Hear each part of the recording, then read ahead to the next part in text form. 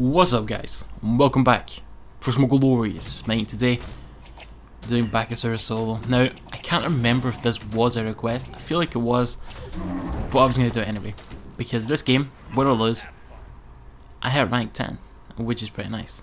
Plus it gives me a chance to explain why certain people are wrong about Bakasura and Chang, I guess, because she has brought up the same kind of situation. What do people say about them? They're just bad. Why is that? Because apparently there's nowhere to put them. Which is weird because I'm putting them in solo and it seems to work for me. Huh. So, yeah, I heard Incon say this. I had probably other pros say it as well, right?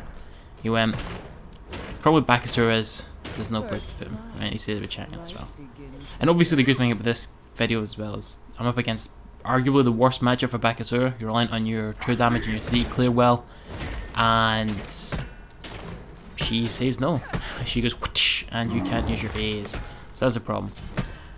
So anyway, they think you can't put them in solo. Now, I disagree. Now obviously, pro teams are all about team composition. They want someone tanky to put in the solo lane. And a lot of them don't believe Bakasura can be tanky. I disagree. In fact, when I was, I played a couple of games trying to get him to time. I only needed like 3 or 4 games. So I had a couple of games to experiment. And in fact, I've already got him to Legendary now as well. It means I've obviously played him quite a lot. And I think he can play tanky. In fact, at the end of this, when the game's over, went over a couple of builds and explain why I think they're good and why they work, right? And it'll be kind of tanky Bakasura. So keep that in mind. That's what we're kind of going for. So either way, they say they can't be played in solo because they're not tanky enough. Incorrect. We can make a tanky build that is exceptionally effective, right? And I will show you that. The other reason I don't like them is say they've got too much bad matchups. I disagree. The only really bad matchup is Bologna, because she's got the 3, right? And that stops your A's. Someone who can slip your hands is obviously a bad matchup. But in the game before this, I took on a Chak, and I absolutely slaughtered him. 2 minutes in, he was about 200 gold now. Didn't kill him. I just kept forcing him to the tower. And he went into Bluestone, multi-pot, regular pot start. And the start that everyone fucking goes. And I fucking dumped him. Like, it shouldn't have been that easy. But it was. Out-traded him as well. He had rune 4 charmer. I had... Well, you see what item I have. I'll show you it. And that there, by the way, for who's watching, that's what we call greed. When you didn't get the kill, but you try anyway, and then you die stupidly. I sometimes do it. I'm guilty of it, but don't do that. It's very, very bad.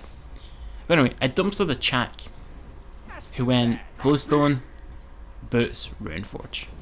I went Deathstone, Boots, Secret Item, which we'll show you eventually. And I outtraded him. He used his heal, he used his slow, using everything. I fought him, and I outtraded him. Pushed him on the tower, forced his ult numerous times. You couldn't kill me. It was just easy, right? So I can fuck a Chak in lane, and people would say Chak's quite strong in lane, right? He's quite a top pick. We see him at the Super Regionals. We've seen, I believe it was Paradigm that were playing him in that. We saw Chak a lot. Bakasura dumps with a Chak. Bakasura can build tanky, as we'll show you eventually. So I don't really see the problems there. You can build him tanky and he can take on a lot of top picks. The only one I genuinely can't take on is Bologna. If they didn't get super greedy and die stupidly, I probably would have continued to get mass kicked. Obviously the fact that they died stupidly gave me a little bit of a gold lead, forced them into a teleport again, giving me a more gold lead. So obviously that's put them behind. If you're wondering why the fuck I chose CC boots, 1, I just genuinely believe they're the best boots in the game. On physical gods. It's hard to explain. See when you use them and then you go back to not use them, you feel that you've lost them. Look at that fucking power there. That's a Bologna. Both level 7. She just get fucking erased. And secondly, because it actually reduces the duration of her... What do you call it? Disarm. So the CC boosts will just length the disarm, which is really nice. Look at that power. That overwhelming strength. Get back here, bitch. Easy. Yeah, it's easy. That's because they get greedy, but I should lose that matchup, but I don't. So, or I won't now, because I'm too far ahead, because they get greedy. But that's the power of the CC boost. It reduces the duration of the disarm, which is very, very important. Obviously, I think it's 2 seconds at max rank, so you'll take 30% off of that, which is pretty nice. You will notice 30 seconds coming off it. Honestly, you will notice 30 seconds being removed. Or not 30 seconds, 30% being removed, so that's big. And then you obviously get a kill, push people away, don't to the jungler, go steal his people as you do. But back to Bakasura. He can be built tanky, and he'll work. Why does he work? Because he's got true damage, which is good. He's got mobility, and the reason he can solo lane is because he's got a heal. His heal actually scales as well, but the base heal is good enough to sustain you in lane. The problem with his abilities are, you can see what I just bought, they cost a lot of mana, and they've got a long cooldown. Okay, I think I can get around that. Breastplate of Valor is very cheap, very effective aim. It's less than 2,000 gold, which is amazing. It gives you 25% CDR, and it gives you mana, and it gives you physical defense because your lane opponent is almost certainly physical, and then usually so is the jungle. So I've got physical defense against the 2 people that I'm going to be seeing the most of, and the minions, and the tower, and I get mana, and I get CDR. Like, I'm not confident, I'm just ulting just for the big damage push. I completely fucked up the ult, but whatever, it doesn't matter. So this item is something I experimented with against the Chak, and it put in so much fucking work. It was Breastplate versus Runeforge basically, but the fact I got the CDR for the 3 meant he just couldn't out-trade me, and I had my heal up so much more often. Look at the short duration on that as well. Obviously it's a lower level right now, should be leveling 2 first, but still, you feel the 30% reduction. And yes, I might have still been able to kill the Bologna, but I might have died as well. I would take the Athena ult, the Athena 3 and the Athena taunt. Ugh. It would have been gamblish, you know, I'm not really sure if I was feeling it.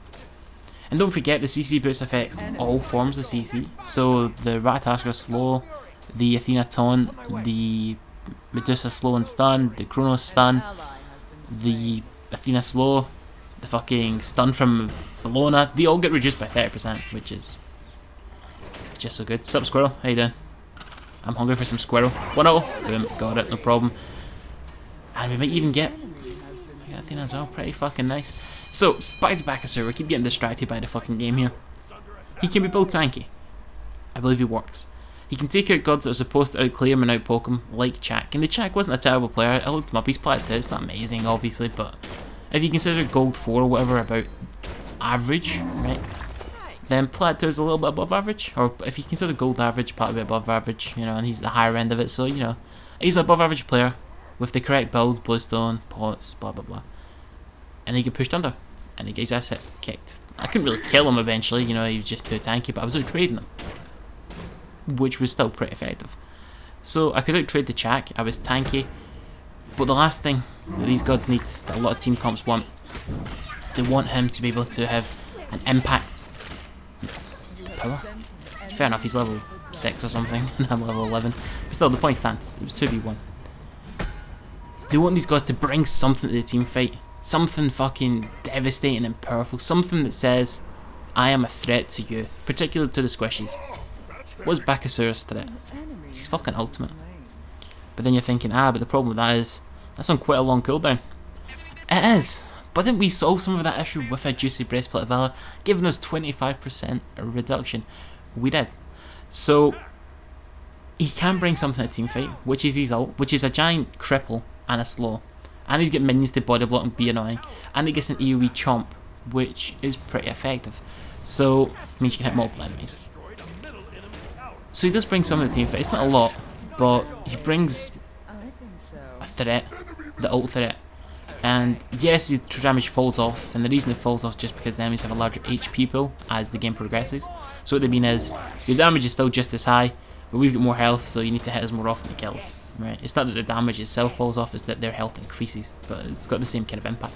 So, you're a threat up until the mid game, but even then, once you get to the late game, you can see that I'm actually out trading the Bologna.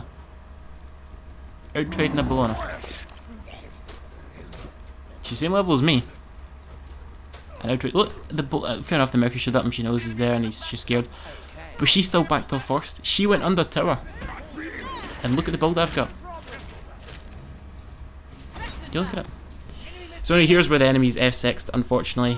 So I'll just show the victory screen and the hitting legendary, and then boom, we'll go on to some builds, and I'll explain it a little bit more in depth. I know the game is a bit short, but again, It was the one I had diamond on. That was the one I want to record, obviously. Boom. Big Daddy Legendary. Looks fucking beautiful.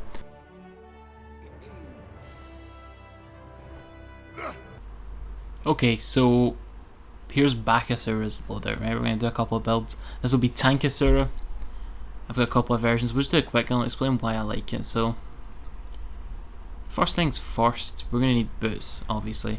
Now, as I keep saying, the boots honestly don't matter that much at all. The difference is just so small. Really, it could go either way. But I genuinely lean towards these. The reason why is mainly it feels like a tank item, but it's really not. It's just boots.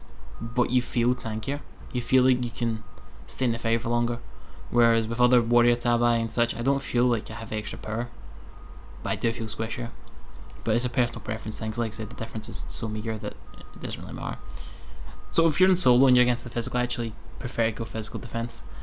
And then depending on the type of physical god that they are, if it's say an auto in hand one, you might need to go Ichiville just to sort of trade effectively with them, especially if they go this item as well. If they go this item, you need to get it just to trade. But if they don't get it, I would probably skip it. So it could go either way.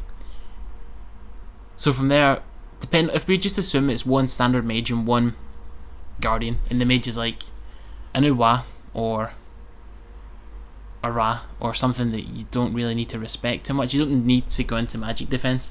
If it's something you do need to respect, this would be a perfect opportunity to pick up Heidi the Urchin. So we'll grab Heidi the Urchin. Now I know you're looking at this build that I've just built. You're looking at it, you're thinking that is a fucking retarded build, and it appears to be the way. You know, it appears to be bad. You went boots that a lot of people don't like, and you don't know why people don't like them. You just know people don't like it, so you're a bit wary of building it as well. But trust me on it. Then you went more defense. Then you went more defense. So you do want some damage. I would say the damage of choice would be executioners, but it could be Kens. It depends on the enemy's build.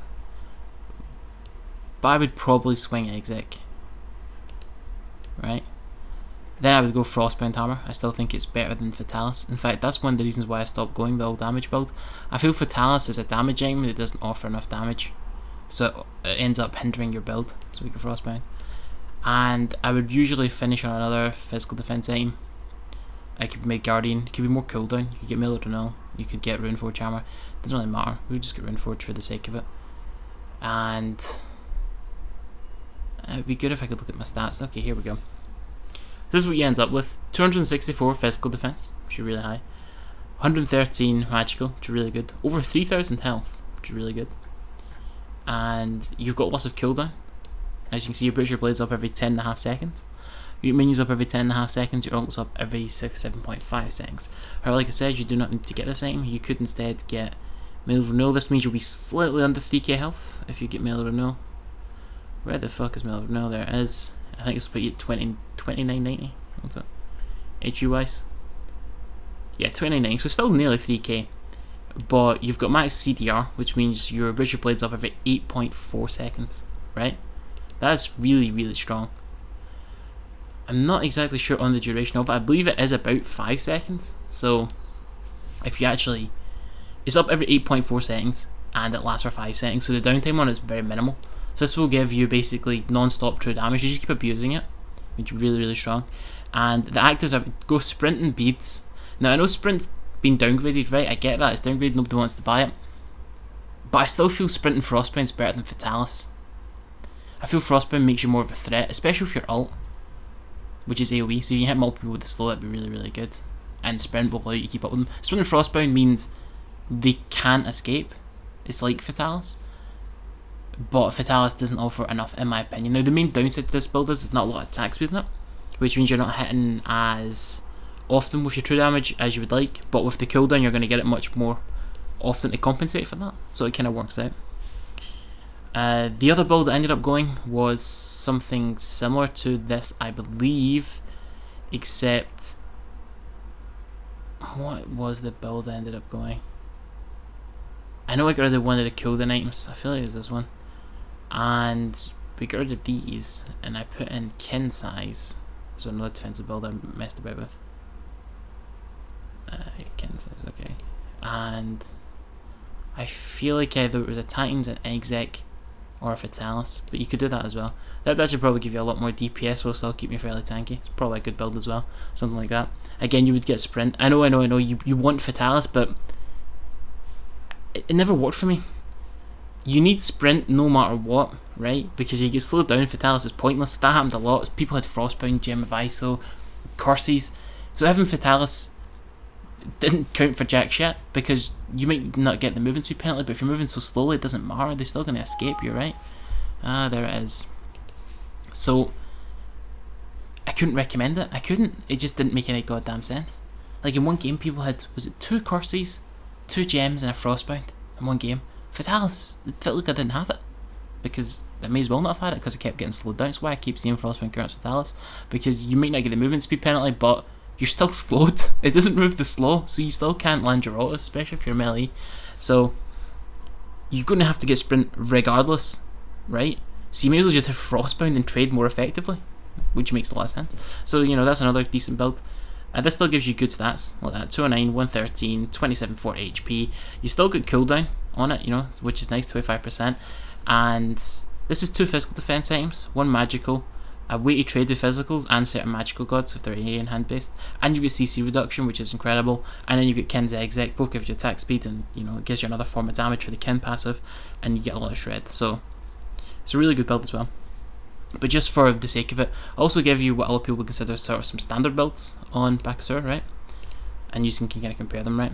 So there's the attack speed build that I've messed about with, and I quite like it. You usually get Fatalis in that build, but like I said, I went off Fatalis. You would get boots. Where's boots? You wouldn't get the CC boots, you would go for probably Warrior Taba or something. You would probably get Titans, a Decius bow. I prefer Decius to Decaville. I think the Decius bow, especially when you're ulting, you get a lot of procs on it. It gives you a lot of damage, especially in big team fights. In fact, that's something else. Maybe like slot into one of the defensive builds, and it may work. I mean, I can't guarantee that it'll work, but it may work. You know, it's something I've not really tried. Defense build with Oboe. And yes, I know some of the pictures are outdated, but it does what it needs to do. And this gives you a lot of attack speeds, doesn't it? You should be nearly capped out. Yeah, 2.17. So you would you could get exec over this, but the reason I get Titans is because it gives you tower push with all your attack speeds. That's just straight up the reason. But exec is better. Just straight up better. But this does help your robo proc, which is useful. So from there you would either go Frostbound, a defense item, or just get the exec anyway. Maybe a beat stick. Yeah, and that would be that. And then there's the crit build that a lot of people like. Now, I don't like this build as much. I don't think it's as good. So if you're going to crit build, you would get rid of this, you would get rid of this, you would get rid of this. You would put in Rage. Rage Deathbringer. Rage. Obviously this is a lot of DPS, but I don't think it's as good. It never really works for me. It never really works against me. I think raw attacks is better than this. Obviously raw attacks is so you get more procs of your true damage, and it's just raw attacks is just really strong. And Oboe just does so much damage, it's disgusting. Especially if you're like out multiple people. The problem is you die too fast. If all of them just turn around and hit you, you know. You're not fucking sure. You don't get protections when you're rolling. So from there you would maybe see lifesteal on them, and then you would either see people just get Kins anyway, or they would get exec or something. We would just assume exec. Yes, I probably scrolled past that a million times, but there it is. So you get something like that. Now there's one downside to this build a lot of people don't recognise, and that is you're not really doing this for this kit. You know, you've still got 14 settings, and it doesn't start off with 14, it's actually a lot less than that, especially minion. I believe minion is 18. Yeah. So does this go up as well? No, it stays the same. So when you ult, it's an AoB, so you'll get less lifesteal on your AoB. A lot of people don't know that. That's why it's not good on mages. So yeah, he will get punished by that. And you're basically, your entire kit says, I'm a melee version of a hunter, but I can sometimes be a little bit better than a hunter when I have ult.